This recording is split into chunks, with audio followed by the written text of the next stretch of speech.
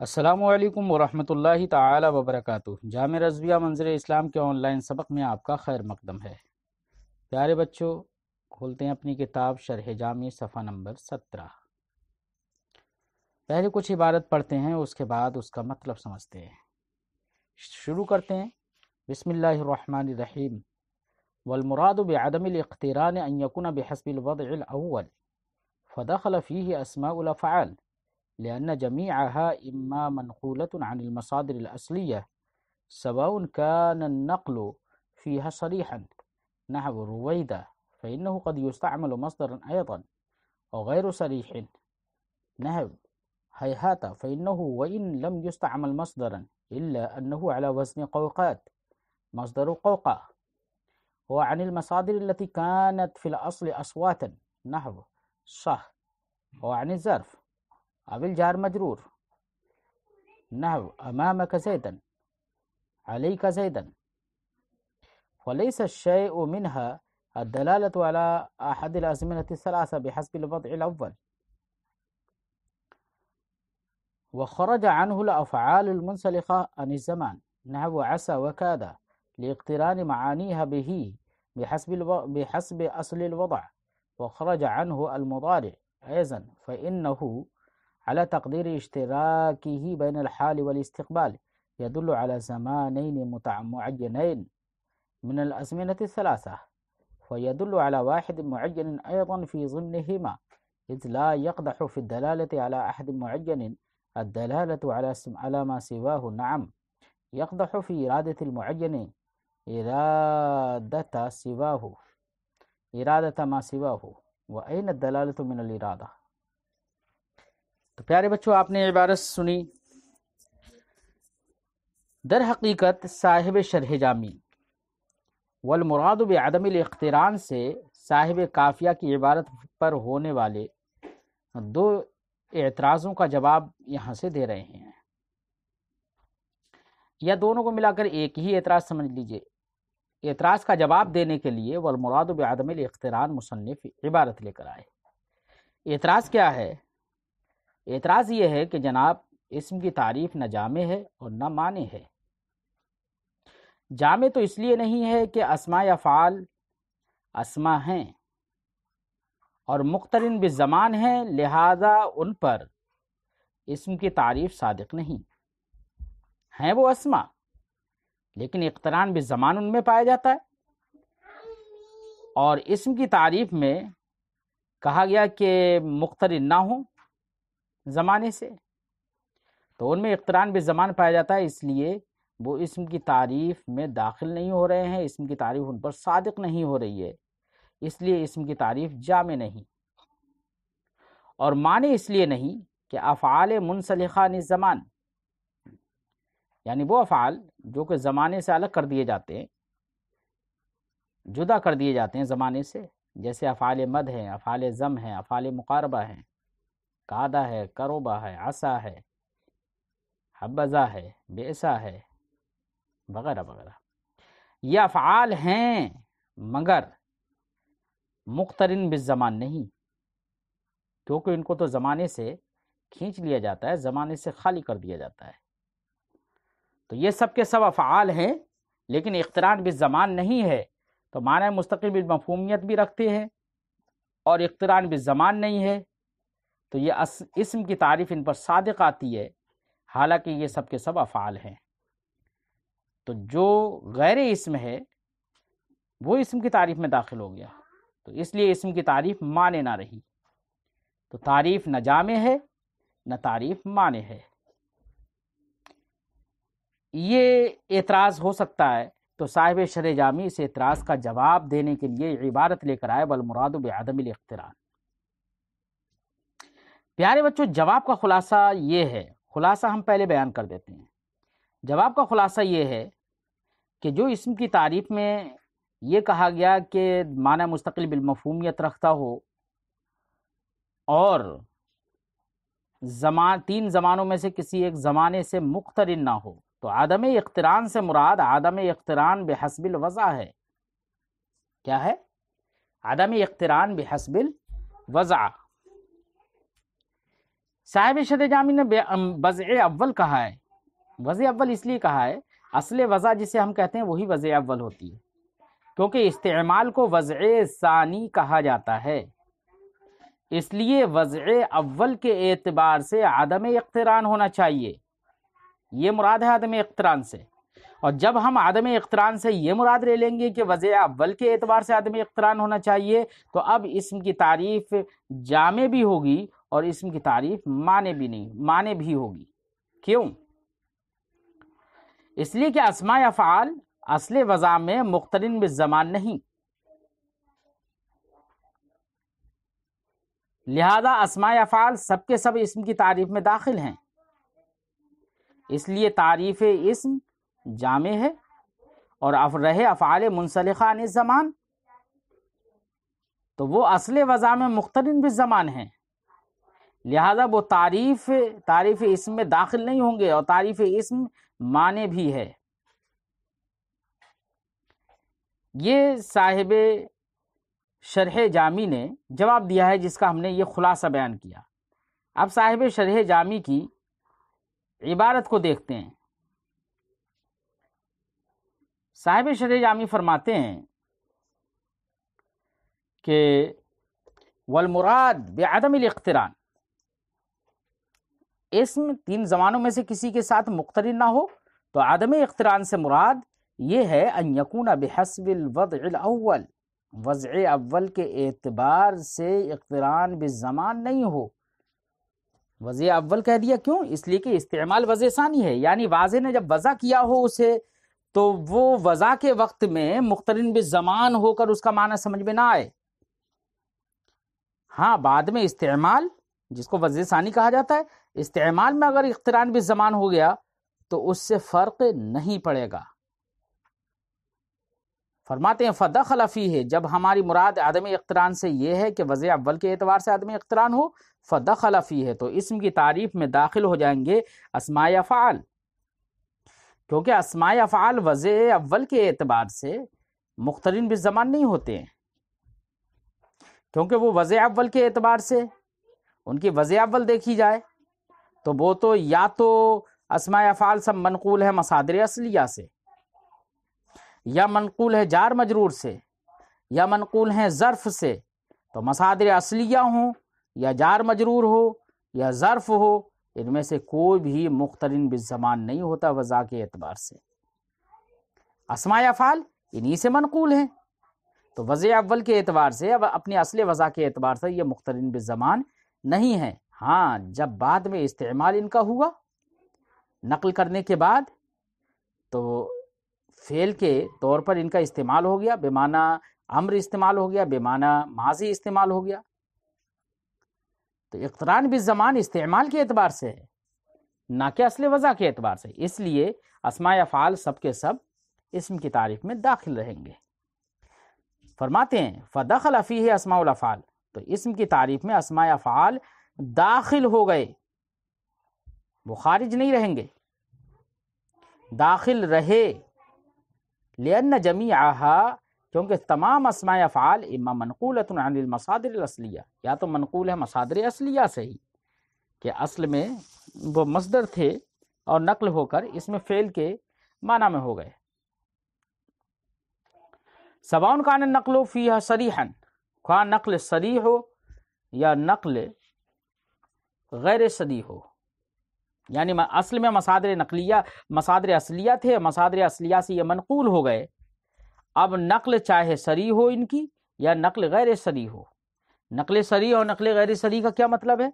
تو پیارے بچوں، نقل صریح کا مطلب ہے کہ اگر اصل اور حقیقت میں وہ مصدر تھا اور پھر بعد میں دوسرے معنی میں وہ فعل وغیرہ کسی اور کے معنی میں آ کر فعل امر ہو یا فعل ماضی ہو، اس کے معنی میں وہ مستعمل ہو رہا ہے، تو گویا کہ مصدر اصلی سے وہ منقول ہو گیا. اور جب استعمال اس کا فعل کے طور پر ہو رہا ہے، لیکن فعل کے طور پر استعمال ہونے کی صورت میں بھی کبھی کبھی مصدر کے معنی میں مستعمل ہو بھی جاتا ہے. کس کے معنی میں مستعمل ہو جاتا ہے؟ مصدر کے معنی میں مستعمل ہو جاتا ہے. تو مصدر کے طور پر اس کا استعمال کا ثابت رہنا یہ کہلائے گا کہ نقل صریح ہے، اور اگر مصدر کے طور پر اس کا استعمال ہوتا ہی نہ ہو، اس کا استعمال ثابت ہی نہ ہو، تو ہم کو تو صرف یہ خیال ہوگا نہ صرف کہ یہ مصدر تھا، اس کے مصدر اصل میں مصدر ہونے کا محض ظن رہے گا، مصدر کے طور پر ہم نے استعمال تو دیکھا نہیں ہے، اس کا استعمال تو اس کا ہوتا نہیں ہے، ثابت نہیں ہے استعمال، تو ہمیں تو صرف ظن ہوگا نا کہ اصل میں وہ مصدر رہا ہے، تو یہ محض ظن ہے۔ تو ایسی اگر نقل ہے کہیں پر تو اس کو نقل غیر صریح کہیں گے۔ بات سمجھ میں آئی بچوں؟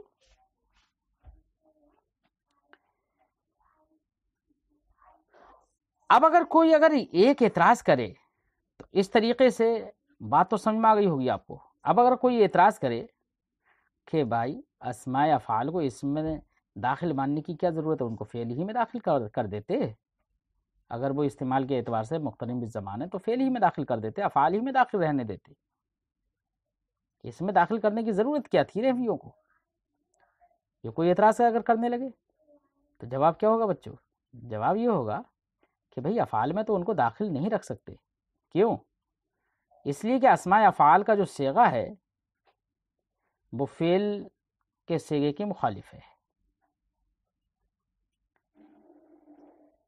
اور ایک تو صیغہ میں مطابقت نہیں ہے، فعل کے صیغے الگ ہوتے ہیں اور اسماء افعال کے صیغے الگ ہیں، تو ایک تو صیغوں میں مطابقت نہیں، مخالفت ہے، اور ایک وجہ یہ بھی ہے کہ اسماء افعال وہ چیزیں قبول کر لیتے ہیں جو افعال قبول نہیں کرتے۔ مثال کے طور پر اسماء افعال پر تنوین آ جاتی جیسے سہل،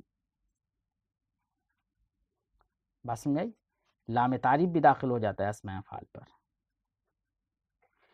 ایسے ہی اسماء افعال میں بعض ظرف ہوتے ہیں، بعض جار مجرور ہوتے ہیں،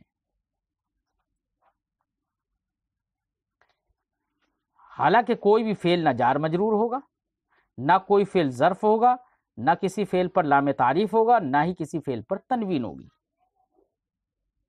یہ ساری چیزوں میں اسماء افعال افعال کے مخالف ہیں، اس لیے اسماء افعال رہیں گے تو اسم ہی میں، ان کو افعال میں داخل نہیں کیا جائے گا۔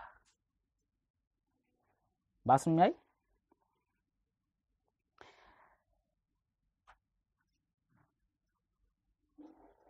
مصدر کے طور پر فرماتے ہیں کہ مصدر اصلیہ سے یا تو منقول ہیں، وہیں طور کہ ان کو مصدر کے طور پر بھی استعمال کیا جاتا ہو، کہ مصدر کے طور پر استعمال ہو جاتا ہے۔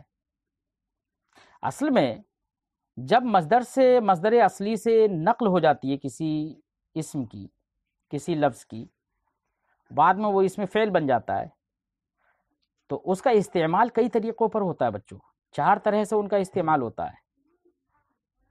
کبھی کبھی اسم فعل کے معنی میں استعمال ہوتا ہے وہ، جیسے مثال کے طور پر ہم کہیں رویدہ بکرن، معنی کیا ہے؟ امہلہ، بکر کو چھوڑ دو۔ کبھی صفت کے معنی میں بھی استعمال ہوتا ہے جب نقل کے بعد، جیسے سارا رویدن، معنی کیا ہے؟ سارا سیرن رویدن، آہستہ آہستہ چلا، تو سیر کی صفت بن گیا یہاں پر رویدن۔ کبھی حال بھی واقع ہو جاتا ہے، جیسے کہا جاتا ہے سارا القوم رویدن، قوم چلی اس حال میں کہ وہ دھیرے دھیرے چلنے والی ہے۔ اور مصدر کے طور پر بھی استعمال ہوتا ہے، جیسے کہا جاتا ہے رویدہ عمر رویدہ زید اضافت کے ساتھ، معنی کیا ہوگا اس کا؟ رویدہ زید یعنی زید کا آہستہ چلنا، تو یہاں پر روید مصدر کے معنی میں استعمال ہے۔ یہ ایسے ہی ہے جیسے کہ ضرب الرقاب میں گردنوں کو مارنا۔ تو مصدر اصلی سے نقل کے بعد اس کا استعمال مصدر کے طور پر بھی ثابت ہو تو اس کو نقل صریح کہیں گے، اور اگر مصدر کے طور پر اس کا استعمال ثابت نہ ہو تو اس کو نقل غیر صریح کہیں گے۔ صاحب کتاب دونوں کی مثالیں دے رہے ہیں، فرماتے لأن جمیعہا، کیونکہ اسماء افعال یہ سب کے سب اسم کی تعریف میں داخل رہیں گے۔ کیوں؟ لأن جمیعہا اما منقولۃ عن المصادر الاصلیہ، کیونکہ یہ سارے کے سارے اسماء افعال یا تو مصادر اصلیہ سے منقول ہیں، خواہ نقل ان کے اندر سری ہو، جیسے کہ رویدہ، اس کے اندر نقل سری ہے کیونکہ مصدر کے طور پر کبھی استعمال ہوتا ہے، فإنه قد يستعمل مصدرا أيضا، کیونکہ وہ مصدر کے طور پر بھی کبھی کبھی مستعمل ہوتا ہے، جیسے ہم نے مثال دی، مصدر کے علاوہ میں بھی استعمال ہوتا ہے۔ یا نقل غیر سری ہو، نقل غیر سری کا معنی بھی ہم بتا چکے ہیں، مثال جیسے ہیہاتا، ہیہاتا کبھی مصدر کے معنی میں مستعمل ہونا اس کا ثابت نہیں ہے، دیکھا نہیں جاتا ہے، تو اس لیے اس کو نقل غیر سری کہیں گے۔ اسی کو صاحب شرح جامی فرماتے فإنه وإن لم يستعمل مصدرا، کیونکہ ہیہاتا یہ کبھی اگرچہ مصدر کے طور پر مستعمل نہیں ہوا، الا انہ علی وزن قوقات، لیکن یہ تو ہے کہ ہیہات یہ قوقات کے وزن پر ہے، اور قوقات یہ قوقا کا مصدر ہے۔ قوقا مرغی انڈا دینے کے بعد آواز بلند کرتی ہے، چیختی ہے، اس کو قوقا کہتے ہیں۔ تو قوقا کا مصدر ہے قوقات، مرغی کا آواز بلند کرنا، قوقات کے وزن پر ہے ہیہات، جب اس کے وزن پر ہے اس لیے سمجھا گیا کہ ہیہات یہ مصدر سے منقول ہے، اگرچہ مصدر کے طور پر وہ مستعمل نہیں ہوتا ہے، تو نقل غیر سری ہے۔ تو یا تو مصادر اصلیہ سے منقول ہیں جیسے مثالیں دیں، او عن المصادر التي كانت في الاصل اصواتا، یا اسماء افعال ان مصادر سے منقول ہیں جو اصل میں اصوات تھے، صوت کے طور پر مستعمل ہوتے تھے، جیسے کہ سہ یہ اب اس میں فعل ہے لیکن پہلے آواز ہی کے معنی میں تھا، اب اگرچہ کس کے معنی میں یہ ایک آواز کے طور پر مستعمل ہوتا تھا سہ، اور اب بے معنی اسکت ہو جاتا ہے، فعل امر کے معنی میں استعمال، تو اس میں فعل ہے، پہلے ایسے مطلب آواز کے معنی میں مستعمل ہوتا تھا، اس سے منقول ہو گیا۔ او عن الظرف، یا منقول ہوگا ظرف سے، اسماء افعال میں سے کچھ اسماء وہ ہیں جو ظرف سے منقول ہیں یا جار مجرور سے منقول ہیں۔ ظرف سے مجرور جیسے کہ امامک زیدن، امامک زیدن اے تقدم زیدن، امامہ بمعنی تقدم مستعمل ہے، زید سے آگے جا، زید سے آگے جا، امامک زیدن، امامک زیدن اے تقدم زیدن، زید سے آگے بڑھ جا۔ تو امامک یہاں پر ظرف ہے اور اس سے منقول ہوا یہ امامک بمعنی تقدم مستعمل ہے، تو یہاں پر ظرف سے منقول ہوا اس میں فعل، حقیقت میں امام ظرف تھا لیکن یہاں پر اس میں فعل کے معنی میں مستعمل ہو گیا، اس میں وہ مصدر کے وہ امر کے معنی میں مستعمل ہو گیا، تقدم کے معنی میں۔ یا جار مجرور سے منقول ہو جیسے علیک زیدن، تو علیک بمعنی الزم ہوتا ہے، اے الزم زیدن، بات سمجھ آئی؟ تو یہاں پر جار مجرور سے اس میں فعل منقول ہوا۔ فرماتے ہیں ابھی جن سے یہ منقول ہو کر آیا ہے، چاہے وہ مصادر اصلیہ ہوں یا وہ مصادر ہوں جو اصل میں اصوات ہیں، یا جار مجرور سے منقول ہوں یا ظرف سے منقول ہو، ان میں سے کوئی بھی جن سے یہ نقل ہوئی ہے اسماء افعال کی، ان میں سے کوئی بھی تینوں زمانوں میں سے کسی زمانے پر دلالت نہیں کرتا بحسب الوضع اول کے اعتبار سے، اس لیے اسم کی تعریف میں یہ سب کے سب داخل رہیں گے اسماء افعال۔ فرماتے ہیں فلیسا الشیء منہا الدلالۃ علی احد الازمنۃ الثلاثہ بحسب الوضع الاول، تو ان میں سے کسی کے لیے بھی وضع اول کے اعتبار سے تین زمانوں میں سے ایک زمانے پر دلالت کرنا نہیں ہے، یعنی ان میں سے کوئی بھی تین زمانوں میں سے ایک زمانے پر دلالت نہیں کرتا وضع اول کے اعتبار سے، اس لیے یہ سب کے سب اسماء کی تعریف میں، وہ اسم کی تعریف میں داخل رہیں گے۔ اور دوسرا آپ کا اعتراض تھا کہ اسم کی تعریف معنی نہیں ہے، کیوں؟ افعال منسلخہ عن زمان کو لے کر، جیسے کا عسا کادا کروبا، تو اس کا بھی جواب تو ہم خلاصہ تو بیان کر چکے ہیں، جواب صاحب شرح جامی دیتے ہیں، فرماتے ہیں کہ بھائی وہ بھی وضع اول کے اعتبار سے مقترن بالزمان ہے، اگرچہ بعد میں وہ زمانے سے منسلخ ہو چکے ہیں، لیکن وضع اول کے اعتبار سے مقترن بالزمان ہے، اس لیے وہ افعال ہیں، اسم کی تعریف میں داخل نہیں رہیں گے، اسم کی تعریف مانی رہے گی۔ فرماتے ہیں وخرج عنہ الافعال المنسلخہ عن الزمان، اسم کی تعریف سے افعال منسلخہ عن الزمان خارج ہو گئے۔ افعال منسلخہ عن الزمان جیسے کہ عصا ہے، کادا ہے، بئسا ہے، حبذا ہے۔ کیوں؟ لاقتران معانیہا بہ، کیونکہ ان سارے افعال کے معانی زمان سے مقترن ہوتے ہیں اصل وضع کے اعتبار سے۔ بات سمجھ آئی بچوں؟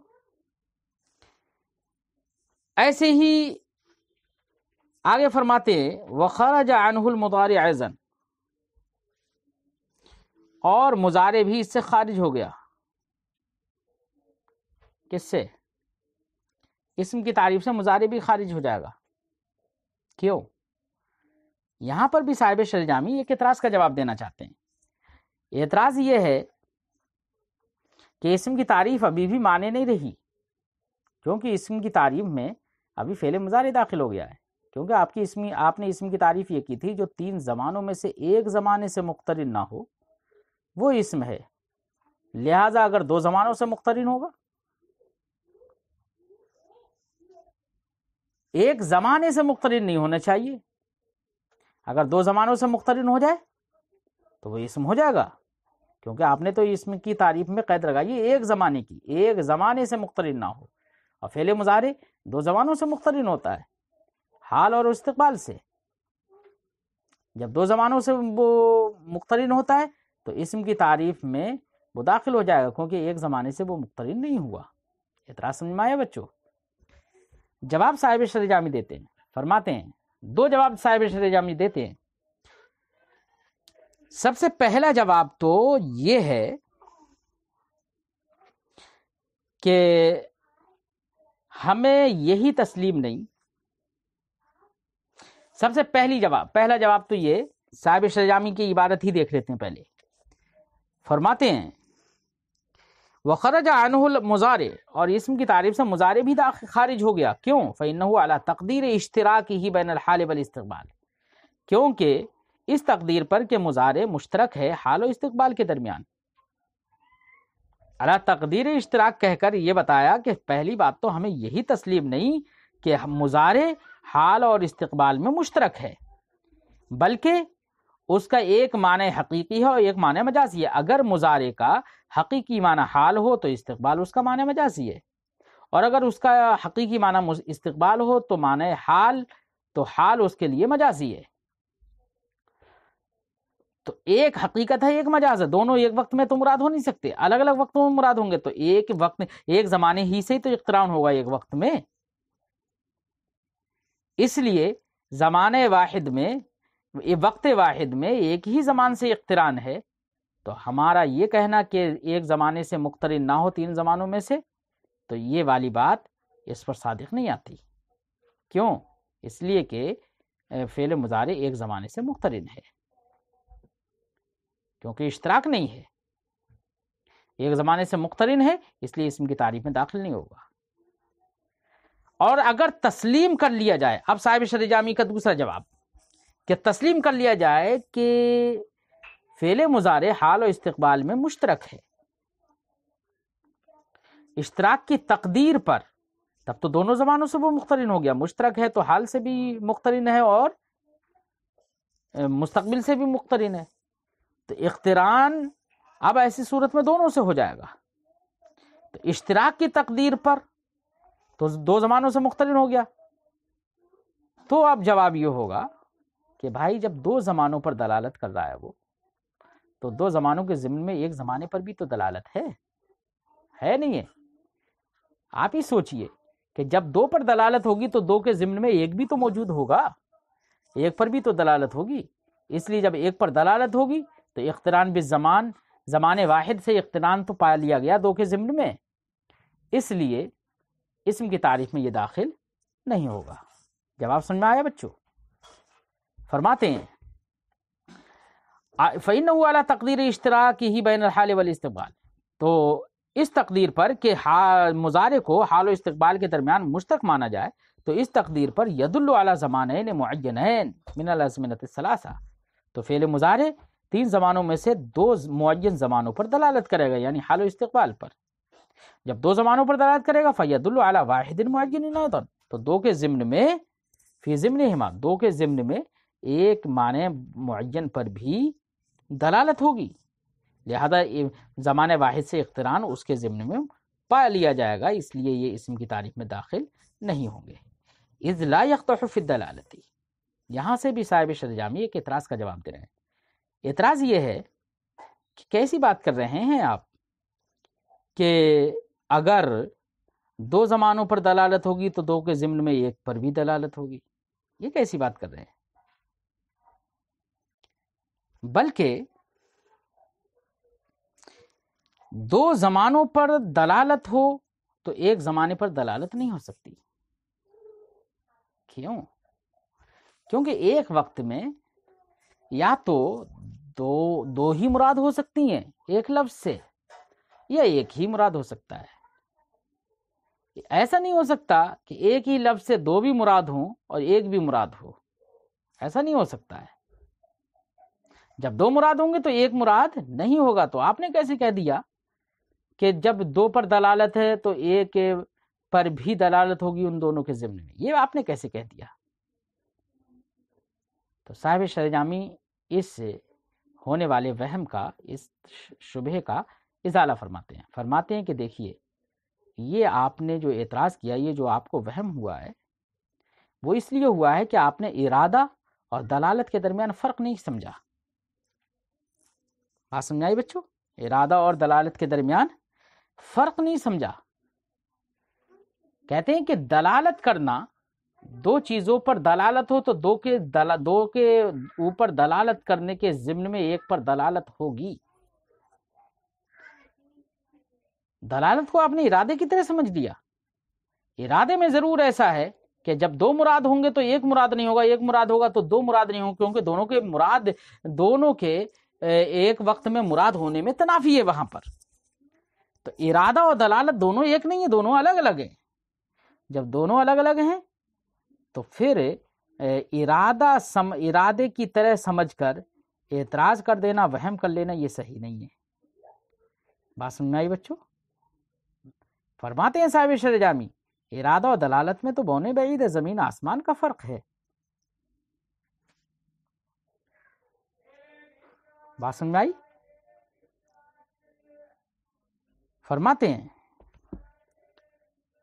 اذ لا يقدح في الدلالة على احد معین الدلالة على ما سواه، کیونکہ ایک واحد معین پر دلالت کرنے میں کوئی خرابی نہیں ہے، کوئی قدح اور کوئی ضرر نہیں ہوگا، الدلالة على ما سواه، جبکہ ایک سے ما سوا پر دلالت ہو تو یہ دلالت نقصان نہیں دے گی واحد معین پر دلالت کرنے میں۔ یعنی اگر ایک سے زیادہ پر دلالت ہو تو ایک سے زیادہ پر دلالت کرنا یہ واحد معین پر دلالت بھی ہوگی، اس میں کچھ نقصان نہیں دے گی۔ نعم، ہاں، یقدح فی ارادۃ المعین، ہاں ایک کے مراد لینے میں قدح ہوگا، ضرر ہوگا، ارادت ما سوا ہو۔ ایک سے زیادہ کا مراد لینا مضر ہوگا فی ارادت المعین، تو ارادت ما سوا یہ فاعل ہے یقدح کا، ایسی الدلالت علی ما سوا یہ فاعل ہے لا یقدح کا، یعنی ایک سے زیادہ پر دلالت کرنا ایک پر دلالت کرنے میں مضر نہیں ہے، ہاں ایک سے زیادہ کا مراد لینا ایک کے مراد لینے میں مضر ہے۔ تو ارادہ اور دلالت الگ الگ ہیں۔ ہم نے جو کہا وہ دلالت کے بارے میں کہا، ارادے کے بارے میں نہیں کہا۔ وَأَيْنَ الدَّلَالَةُ مِنَ الْإِرَادَةِ، دلالت کا کیا تعلق ارادے سے؟ یعنی دونوں کے درمیان بونے بعید ہے، دونوں کے درمیان بہت بڑا فرق ہے۔ تو یہ صاحب شرح جامی نے جواب دے دیا۔ بہرحال اسم کی تعریف جامع اور مانع ہے، اس لیے کوئی اعتراض نہیں ہو سکتا۔ صاحب شرح جامی اسم کی تعریف سے فارغ ہو گئے۔ اب اس کے بعد اس کے خواص کو بیان کریں گے، پھر آئندہ انشاءاللہ آئندہ کے سبق میں آپ سے ملتے ہیں۔ السلام علیکم ورحمۃ اللہ تعالی وبرکاتہ۔